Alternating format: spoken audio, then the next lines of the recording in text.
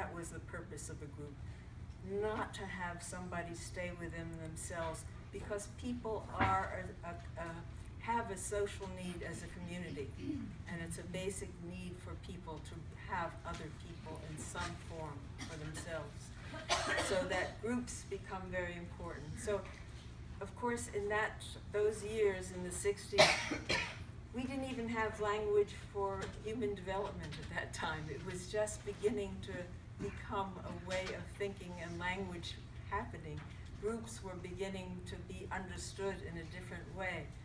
So that I further studied about groups at that time.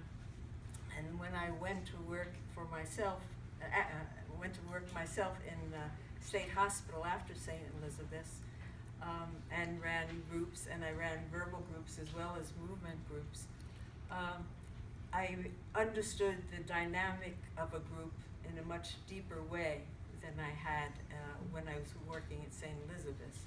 So that to understand the whole context of what flows and what it means, and what is being said underneath what is being said, and how do you pick up and respond to that, I find both fascinating and difficult.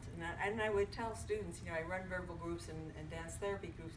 By far, dance therapy groups are more difficult.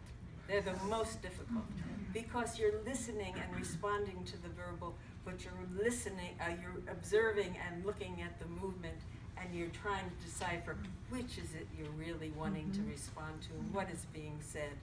And it's a magical thing that people you all are able to do this work, to be able to get all these different messages that are coming to you. I think part of the differences, when I think about Chace, she was not an easy person, to put it mildly. She did fantastic things with schizophrenics, but boy, if she didn't like you, it was very difficult.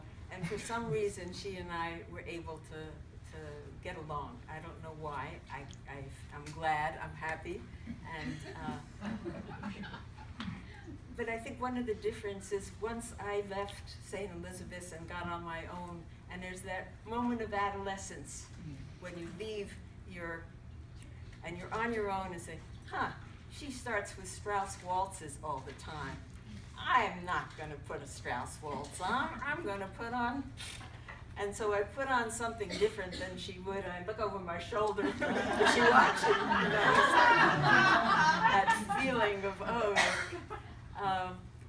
but you begin to take then what is important and basic, and how do you move it into the people you're working with, because of course there will be differences in techniques and how you work, because the people you're working with will be different in each situation. So that movement from being with your mentor to being on your own and learning how to integrate what you know and then taking it further. And that's the responsibility, I think, of what we're trying to tell you, that everybody has that responsibility to pass it along, because you're teaching all the time to somebody, and how do they then integrate it and then able to make it their own.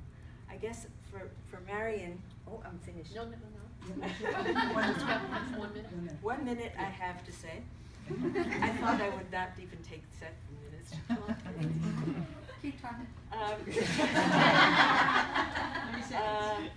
I guess humor was something that was different between us. I don't think she had much humor.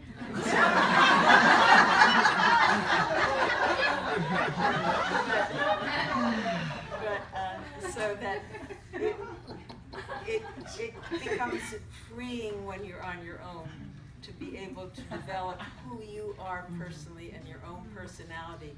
Your own personality has to be who you are, and that's what becomes your presence. To trust the dance, to trust what you have, to trust that who you are is what makes change possible for somebody else. And bless you all, and please continue your wonderful work.